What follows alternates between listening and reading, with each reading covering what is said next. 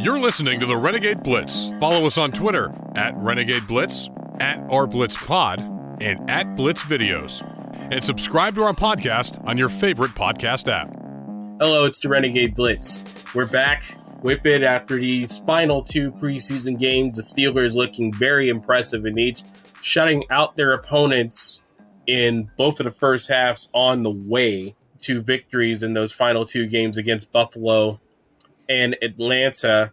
I think the one thing that everybody talks about is the fact that this offense, much like how I predicted it, yes, it may not be the sexiest offense in terms of offensive play style, but it's the execution that matters, and that's why the first team offense has scored in all 5 of its drives with Kenny Pickett at quarterback. So in the end, guys, I want to talk about this offense with it. That's the big thing for the Steelers. We think this defense can still do what it's been doing basically over the last season, which is be just good enough for the offense to hopefully find a winning combination in the final minutes. Yes. I was at the Buffalo game. That was the most impressive. I had my doubts after the Tampa game. Well, if you're doing that against the Buffalo Bills when they were playing their players, saying when they had an agreement to, hey, we're going to be doing X, Y, and Z. We're going to play our starters inside. You shut them out 21-0. And we're talking about them as a Super Bowl contender. I think they're a little bit overrated right now, but I don't want to put the cart before the horse. But we'll get to our season predictions a little bit later. But it was impressive. Last year I called it Canada Dry. This year it could be lemon pepper wet, as you saw. I did see that. Lemon pepper? Why? Lemon pepper wet? Oh, God, he froze. Just as he was about to answer the question. Look at that. But as far as there's nothing really complaining about the Steelers preseason. I mean, they were flawless really near. Pickett had a perfect quarterback rating of 158.3. As Ty mentioned, 5 touchdowns on 5 drives of the first team. And what I was really impressed was the explosive plays that they were getting. That was a big thing last year where they only had 2 outside of the red zone, 2 touchdowns. So I don't know. I tweeted yesterday. It's tough to say really like how much this will carry over to the preseason. But I think one thing's for sure is that Kenny Pickett looks like he could get that 25 touchdowns this year, like Trevor Lawrence. I think he can make that type of leap. He's been really impressive, just his leadership, his command of the offense, his ball placement. I mean, he just looks like you expect that from year 2, going into year 2, but he just looks like a completely different quarterback. The offensive line too. I mean, I know they're because against Tampa Bay and Atlanta, they were going up against the second team. So, but like Brandon mentioned, they were against the first team Buffalo defense when they put up 2 touchdowns. So it should be interesting in week 1 against the 49ers. Yes, a lot of these guys are going to be going on with their life's work. Not. I'm borrowing Chuck Noll's phrases I've been using for my own, but it's just we'll see when everybody plays, all the big boys play, and who knows, Bosa might not even be there. You mentioned something about the first cycle of cuts. I have it right in front of us from Nick Farabaugh. It's cornerback Madri Harper, defensive back Neville Clark, defensive lineman James Wanya, can't pronounce his name. Kicker BT Potter, linebacker Koi Deng, linebacker Forrest Ryan, long snapper Rex Sunahara, and wide receiver Dan Chizina. Those are the 8 so far. The team is currently down to 82 players as we record this podcast. So right now, nothing of note that would make you go, wow, that's a big cut, or that's something that we've been expecting. So let's talk about it. We mentioned, we kind of put the cart before the horse if you were in with the pre-recording for us, but who would you say is your most disappointing player in terms of what you were expecting with this preseason? And I'll start with it right now, and because I know you guys might agree with me. Kendrick Green. Yeah, that's like a obvious, like a former third-round pick. They missed on that one. I don't know what they was trying to do. Put him at center. Yeah, we need a real backup center. But that was what it is. But it's just like literally he's like the only only negative we could talk about. Yeah, I mean, I know James Pierre, people were saying struggled in coverage, but Kendrick Green's really the glaring player that really struggled. Like, I'm sitting there with one of my friends who came back into town from Wyoming. He covers sports out in Wyoming, so he's primarily focusing on the Denver Broncos because that's the closest in Gillette to everything around here. And I'm just at his house going, Kendrick Green, I've never seen anyone drafted so high in the third round or above look so lost out there as an NFL player. Every time that I seen him, he was lunging at a guy, or there was a guy that was already past him and he's trying to recover back and he can't recover. We thought that there might be something interesting that the Steelers do with, him being a fullback, because I mean, it would be interesting to see how that would go, but it's clear that if you come into this league as a guard, they ask you to be a center, and you can't do that. And I don't know if he ever got another chance at guard. I don't think he did. If he did, I'm pretty sure that wasn't good either. And then they say, we're so desperate to make this work, we're going to put you at fullback. And you have flashes in camp of maybe that's something you could do, but realistically, that doesn't feel like it. If I need a 300-pound fullback to go out there and do something, I'll just go find a guy off the street. And you have to remember that guy from Iowa who basically decided, nah, the NFL is not for me, and retired for his reasons. So they needed a body to be fullback at that point. Right. Yeah, it's just like, just admit your mistake and cut bait. And I think Omar Khan is going to do that in the future.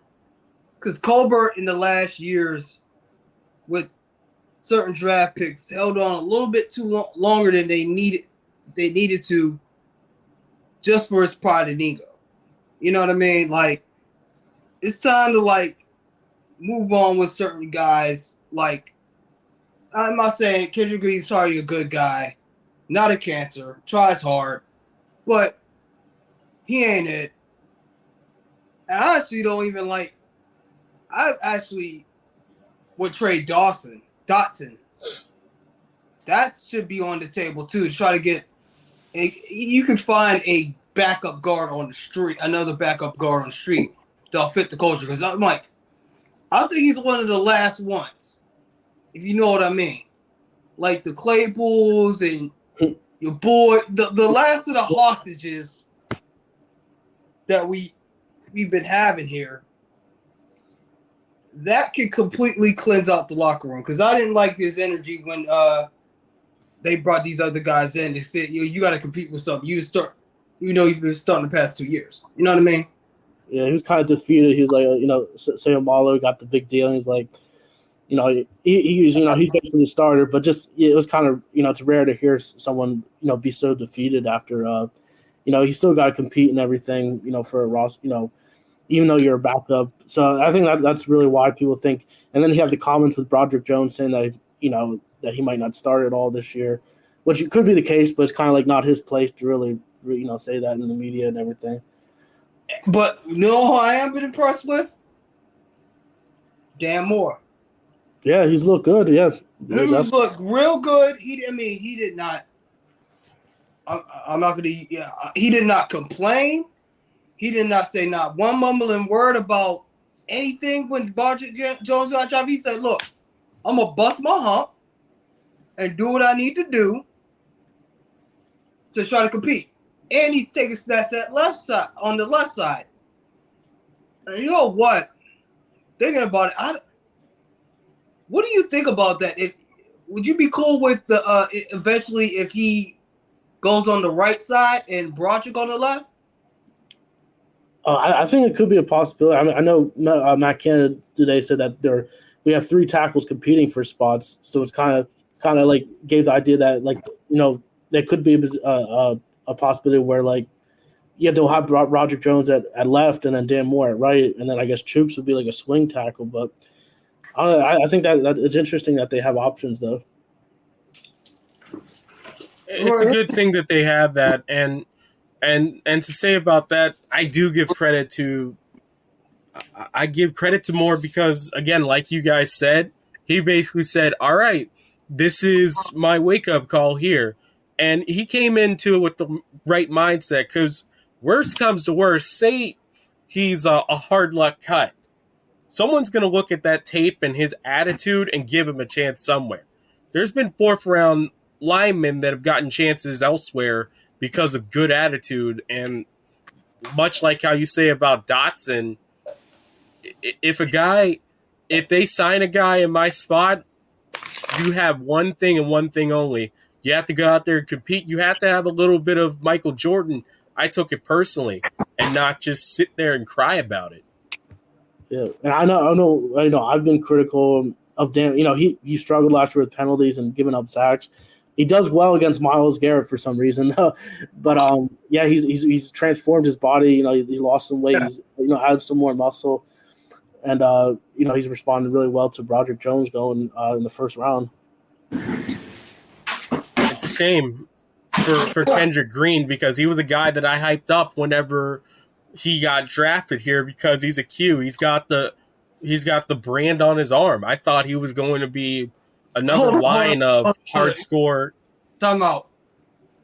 Yeah. You said because he's a Q dog, he was going to be good in the NFL. Is that what you're saying? Yeah. Thought he had that dog in him. We thought Claypool had that dog in him. We did. Remember, I wasn't here the first year of the podcast. I'm like, I couldn't vouch for it. But because you thought he was a Q, that's funny. But hey, there have been worse situations. Let me finish off. There's been worse situations in which I just went old school scout. You know what I mean? I like the cut of his jib type thing. He whenever he eats his cereal in the morning, instead of milk, he uses nails. It was just one of those old scout things. You know what I mean? Okay, but I'm like, okay, that was your assessment. He's gonna be a center. He had that dog. I thought he was gonna be a guard, but I would have been more happier if he was a guard. I thought he was gonna be on the opposite side with Dotson. When they put him at center and they gave him 53, I was like, that's a lot to live up to. And if he can't do it, they're in trouble. I mean, I don't think you're the only one, Ty, either. And he was a 3rd-round pick. Everybody when he came out of Illinois was saying, "Oh, he's so physical, he's nasty." Now he squatted some ridiculous amount over. I don't know what it was. It was probably 600 pounds or something like that. But this guy was he was a good player at Illinois, but he didn't play center a lot. So that was the big question mark of why Culver drafted him to be the Steelers. So I think he's a better guard. Obviously, I said center. They just need to end that experiment with him at center. They need to just cut him. I know what. You know what? Yeah, I'd get rid of him and Dawson for real. To be well, they need not that he is. No, he stinks. That's why I would cut him. Dawson, he could probably try to play somewhere else, but I just want him out the locker room. I just don't want that guy in there because he gives the vibes of your boy. And I'm sorry, and I'm not going to try to talk about him. He has a lot of mental mistakes too. A lot of false starts last year. Yeah, he needs. And you heard Tomlin said something to him in OTAs. I heard, and he said, he did. Because of a false start. What he said about the what I said after to Deontay Johnson. Yeah. You can say it. I didn't know I said that last. But yeah, like, and I actually am impressed with Deontay now. Like, yeah, he does look good. Because I was good. He was next up. I put it this to you that way. I was like, I was thinking about who's my next Who's your next victim? And it was gonna be him. But now I like him. I like his mindset. It's still early because, again, much like your boy last year, who's out there wearing number 0 for the Seahawks, we thought he had a good preseason. We thought he had a few good moments during the regular season. We'll see how you feel at the end of the season about him. They got this dude on kickoffs, bro. You gotta make some money how you can do it. That's just the only way. I mean, power to him. Power to him. Keep your job. Yes. Get a job, man. Keep it. Good. But gotta do. We talked about the offense. What about the defense? We want to go to the defense? Oh, let's go to the defense. Oh yeah. I think that Patrick Peterson is going to be the reason why this defense and why this team in general turns into all what we expect the Pittsburgh Steelers to be. I like what he's been doing in the room. Joey Porter Jr. got an interception in the final preseason game. So there's a lot to be excited about. I'm still worried about strong safety with this team. I'm actually more worried about that position than middle linebacker, and you thank Quan Alexander for that. Yeah, I've been really impressed with the linebackers. I think one of them was going to get hurt, and then that's when my boy is going to go in there and do his thing. He's waiting for Mark Robinson to come through, everybody. Oh, yeah.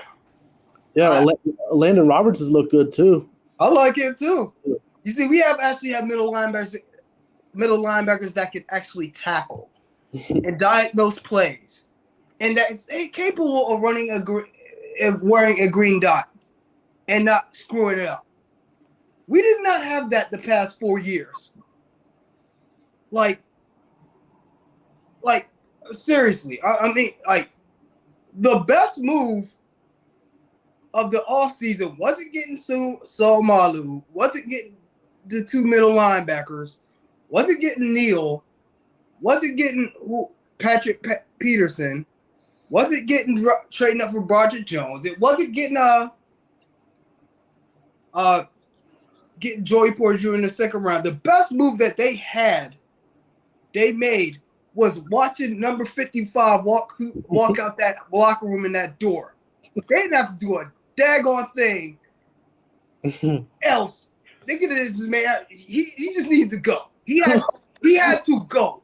What about the hype man? No, seriously, like I'm not joking here. Like that was the best move that they did. They didn't have to do any. They could have just had lateral acquisitions.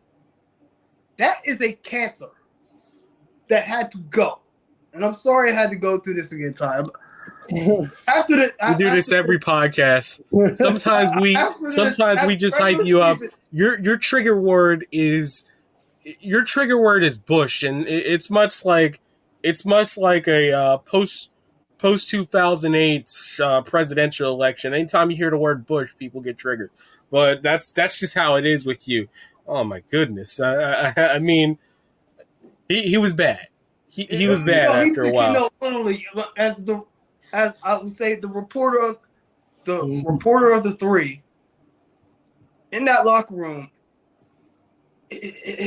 he brought bad energy. I'm sorry, bro. Like, I'm sorry to just, even though he's in Seattle, he should be playing football in Russia, but it was like there's no Russian football team. There is a European league. I was in that locker room, bro.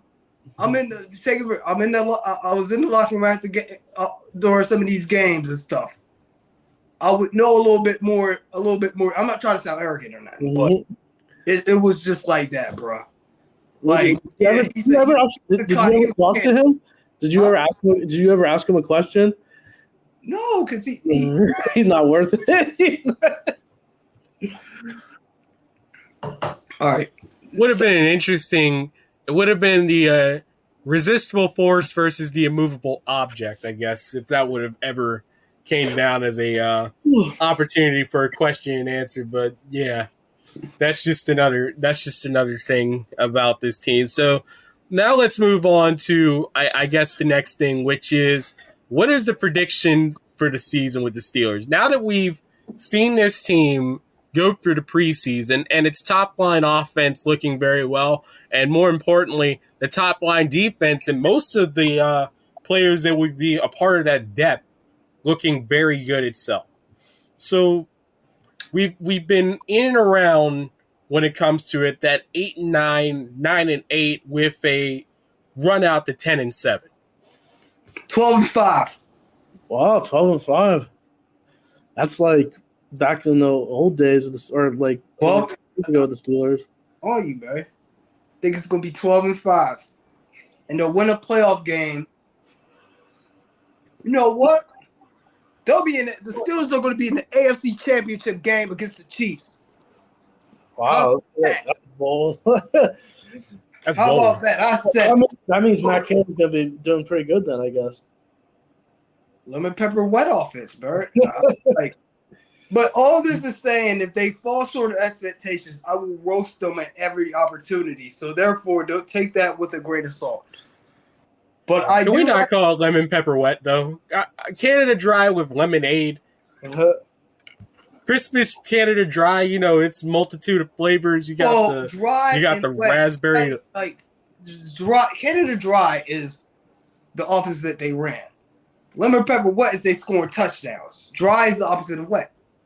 So lemon pepper wet, We could use another ginger ale like Schweppes. That's something else. The Schweppes offense. that's pretty good. That could be good, but lemon pepper wet. That's an us thing. Ty. Fine. We'll let you go. You're in the booth making jokes in there, getting on people's Twitter videos and stuff like that.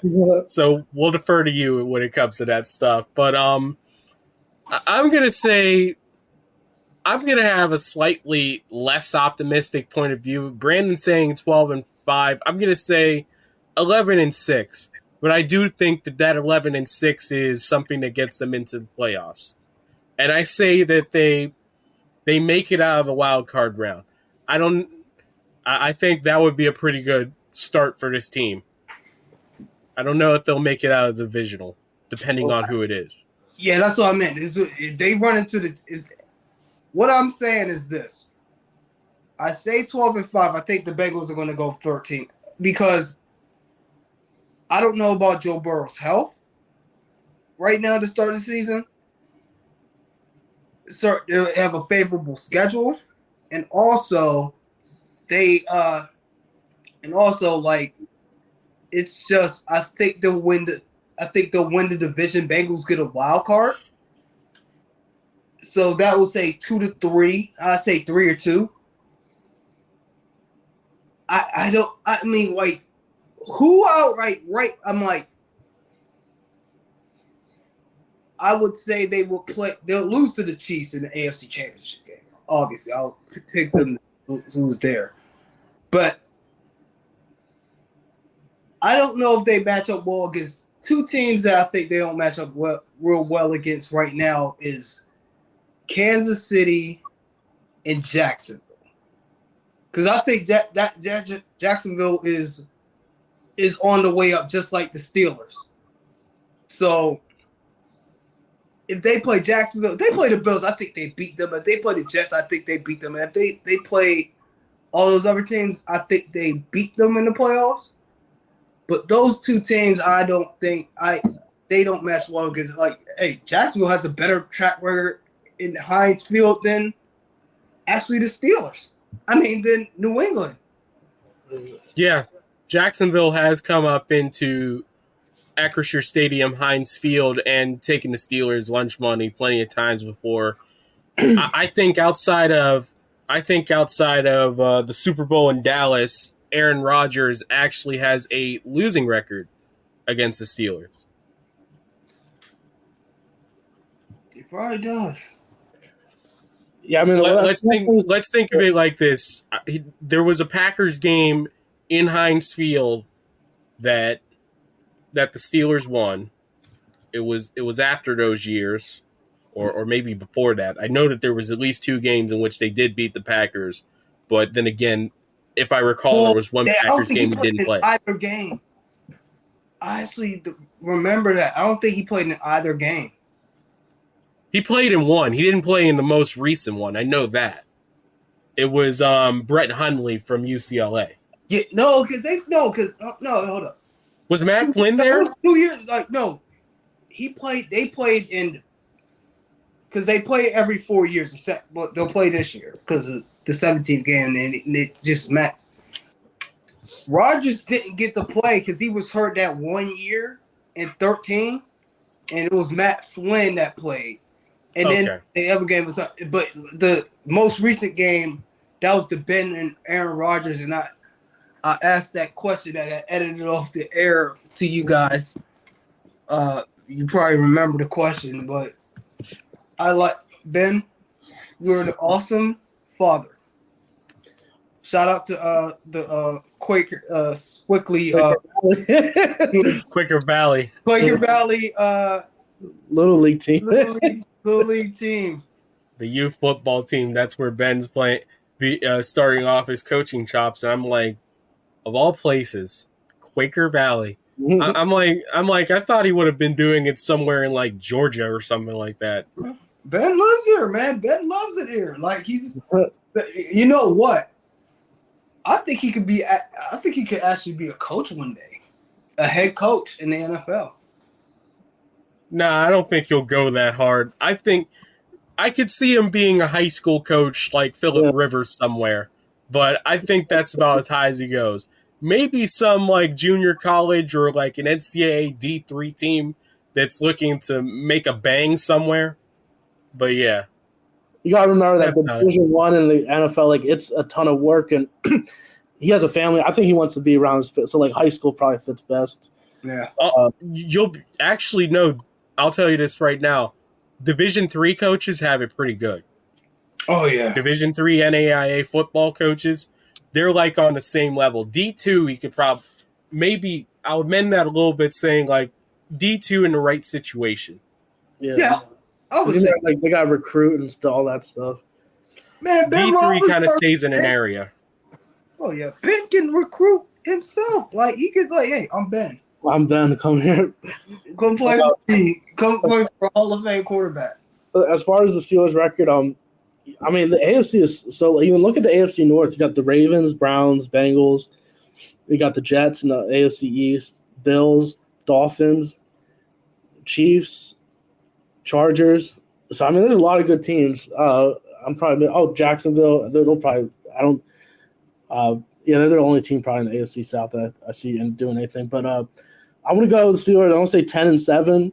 I could see them going 11-6, but I'll say they make the playoffs as a wild card team, and I don't know if they'll win a playoff game. I don't know. It's tough to say, but I wouldn't be surprised if they do win one. So I don't see them getting past the divisional round either way. I feel like they have to at this point. Yeah, they have to win a playoffs game. I'm only saying that this. I did put in a lot of. That's their max. The max will be 12-5, making the divisional and making the AFC Championship game. Yeah, I don't know about. If you want a reasonable prediction on my part, actually, I'd say 11-6 and winning the playoff game. Because 12-5 12-5 AFC Championship game is is going extreme, but I say 10-6, 11-6, winning a playoff game. That should be the expectation. And then I would go to Super Bowl because this team is not as good as they looked in the preseason, and everybody's getting hyped up. Here we go. Here we go. Pittsburgh's going to the and if you know Ty, you probably heard that around the city the past couple of days. Have you? Yeah. I'm like, whoa. They do that. They take that step, like get to the playoffs and win a playoff game. Then next year, that's when you can say, all right. And that's so I'm like, all right, here you go. I'm like, then you can expect that, and I won't slap the taste out your mouth when you say the Steelers are going to the Super Bowl in May or June. I wouldn't really do that, but I'm just saying right now, Brandon, they got to win. They have to have playoff success first. Brandon, it's just weird until I figure out what's going on with Joe Burrow. This is just me, but 12-5 just felt too high because 12-5 in the AFC North, that's probably a division championship. Yeah, I think they have a shot to win the division. It ain't like astronomical here. I think in terms of this, in Baltimore, you can never. Who knows? I mean, Lamar Jackson's health, but Baltimore, those are not two automatic victories. And then if Deshaun Watson, I was going to say just Deshaun Jackson, but if Watson, comes back to form, then Cleveland comes into the equation too. That's not no, that ain't going to be a walkover either. So 12-5 is maybe but if y'all want the standard to be the standard, then hey, 12-5. Yeah, I mean they look good. I mean, definitely, but it's just hard to judge with preseason. I mean, the Browns and Lions, when they went 0-16, they went undefeated in the preseason. So, I mean, yeah, but the Browns and Lions. But I'm like, true. I was like, I just like the way the team is structured, built right now. Like they're built for physicality. They just went back to being the Pittsburgh Steelers. That's what Tom and Omar Khan and Weidl did. They was like, hey, look, we are the Pittsburgh Steelers. We want to be more physical than the other team. That's how you win 12 games. You're right. The team does have a more physical slant. I think do they also have the shades of the Steelers offense? It's very, very light shades, but they have shades of an offense that can move the ball. Not like the Killer Bees era Steelers, but a team that I can be comfortable saying that they can get 3 touchdowns offensively in a game. Yeah. Yeah. What do y'all think? This was a spicy topic. I mean, we had to delay things, but this was a spicy topic. Jaylen Warren or Najee Harris? I say 60-40 Najee. We were talking about this in the group chat about burst with Najee Harris, and really that's the one thing that separates him from those comparisons with Derrick Henry. I mean, you have burst if you have a 99-yard touchdown run. I think he has 2 of them, if I recall correctly. That's one thing. And we said the one time that we've seen Najee Harris have burst, he has agility, he can make moves in a phone book and all that stuff, but in the end, getaway speed was Ben's final game at home against Cleveland. That was really the one time in which we can definitively say, okay, in that moment, he had getaway speed. And even then, he had to lunge forward a little bit on that touchdown. Jaylen Warren showed some getaway speed against Buffalo. If you have one rush for 64 yards and a touchdown, you're doing your thing out there. So the question is with this, what do you want? You want this team to have to be the explosive offense that they were during the heyday of the Killer Bees era, but you also want the team to have the ability that when they're on the one, they don't soil themselves just trying to get over the top with 1 yard. So in the end, I still think this is Najee Harris's team as a running back. But Jaylen Warren has made impressive inroads. That is a good point. But, yeah, you got to have both of them. If they're going to be I actually think they should throw the ball more than people think. A little bit more. Because I think you got to get Pickens the ball at least 5. You got to give him at least 10 targets. I actually think Deontay should get more targets. I think a little bit less is more with Pickens. Because Pickens, Deontay can get you to the 20s, but at 25-yard touchdown, you give number 14 the ball. We're mixing with a little bit of Allen Robinson and hopefully, if you're gonna run that, we probably have a guy that can actually do those jet sweeps with Calvin Austin now. If nobody's that just like aggravates me to know it, you're gonna do it with him.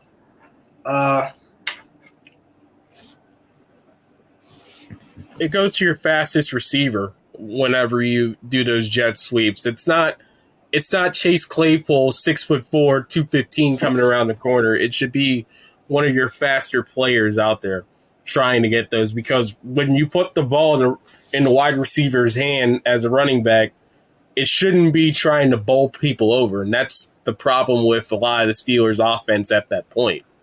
The fact that they were giving it to the big 6'4" guy who, yeah, we did talk about him with combat catches, but eventually, when rubber meets the road, he's 6'4". Yeah. But what about them tight end screens, though? You know what? I don't mind. I'd be interested to see what Washington would do with it. I don't mind it. I don't mind that at all. You know, that'd be a good way for getting to get integrated to the offense and get him to be a weapon, those tight end screens. But anyway, that's just my opinion. You didn't go in, Chris. Go ahead.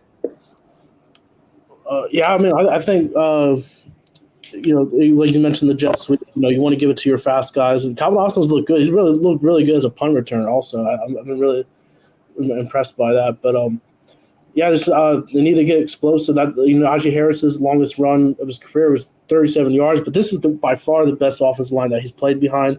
So I just want to when Jaylen Warren, I love I'm just big on explosive plays. I think you have to score like that in the NFL. In the modern NFLs, you have to get big touchdown runs or passes either way, and that's why I've liked what I've seen from the Steelers offense so far. Though it has been preseason, but I mean they're just Pickett. I just can't get over how good Pickett has looked compared to last year, just throwing the ball down the field. I think I was talking to one person about how last year he thought that Tomlin held the offense back a little bit. He was very conservative with Pickett. He didn't want him throwing the ball that much. They didn't throw the ball at all. They ranked 25th in the league last year in red zone passing. Well, with Roethlisberger, they ranked number 1. So I mean and now Matt Canada was still the offense coordinator. Then even though Ben was kind of it was his offense anyway. So I think this is going to be a true test for Canada. We've read Canada. It's been well documented, but this is going to be his first year really of a true test. He had Roethlisberger, who was on his way out in 2021. He had a rookie quarterback with Pickett in 2022. This is where Matt Canada really needs to show that he can be the offense coordinator for the future and hopefully lead the Steelers to a Super Bowl, because that's the goal at the end, especially in Pittsburgh. That is the goal. So that's all for our preseason final thoughts podcast. We're moving on to the regular season. Long way out. It's all the way coming up for the first time in, I'm trying to think, since 2014, the Steelers open a regular season at home. They for years said, well, we don't want to schedule it around the Pirates. And granted, it was a time when the Pirates were good. Right now, they're not. But, yeah. So it's going to be interesting to see a week 1 regular season home opener for the Steelers against the San Francisco 49ers. We're working on finalizing a roster. We like to believe that, at least with the AFC North, we have people in there. It's just the rest of the division that we're going to have to fight around and try to see. And, of course, the rest of the conference, that we have to fight around and see. And, of course, out-of-conference opponents. So we're working on that. We'll have that for you. Hope to have a guest on once a week. The plan running for the future is to sort of combine a lot of our podcasts together because, of course, as you know, with us, we're all busy men here. Brandon's working with Nittany Sports Now. Chris is working with Pittsburgh Sports Now and hopefully getting in some other things at home. And, of course, me, I'm running around working with colleges and high school sports. So, the plan is to combine our recap and our preview podcast. We're going to condense it all together into what you need to know and what you need to hear so that you can be ready for the Steelers' next opponent. All right, so come out. Before you call, I want to make an announcement. I, Brandon Walker, am now going to be a editor-in-chief of Achieving Greatness Monthly. And my 2 co-copy editors are sitting on this podcast with us. So in addition to listening to this podcast, we will be having a monthly magazine talking about sports and the community. And also, we will have the City League Hall of Fame on December 16th.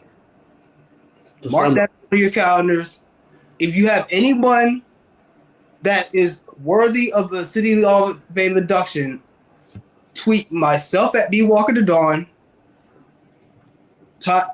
and definitely Blitzberg. And what's your Twitter account? Press Polk, right? Yeah, PREZ. Yeah, sorry, we trying to put that up, but we will have a monthly magazine and we will have an online presence. So look out for Steelers in all sports and community content for us. And we have the endeavor. We are going to have a bigger endeavor. Look out for all of it. Yes, this is a plan between it with Bill Neal of the Pittsburgh Courier that Brandon is a part of. Of course, he writes the acclaimed Overtime articles, the countdowns. We love those around here on the Renegade. It's always a fun time seeing those and getting his thoughts on anything as it comes from sports to just life in general. Hoping to work more with the Pittsburgh Courier and some other sites on that. We're working on those partnerships. So it's going to be an interesting year here at the Renegade Blitz. We hope you continue to tune in on podcasts. We hope to have you pick up a copy of Achieving Greatness. And, of course, we'll also have a website for that. It will be a table magazine as well. So stay tuned. Again, thank you for tuning in to the Renegade Blitz. Tyler Polk, Chris Ward, Brandon Walker. Good night, everybody. Thank you for listening to the Renegade Blitz podcast. Follow us on Twitter at Renegade Blitz, at @RBlitzPod, and at Blitz Videos. And subscribe to our podcast on your favorite podcast app. The Renegade Blitz podcast is available on Apple Podcast, Google Podcast, YouTube, Spotify, and wherever else you can listen to podcasts.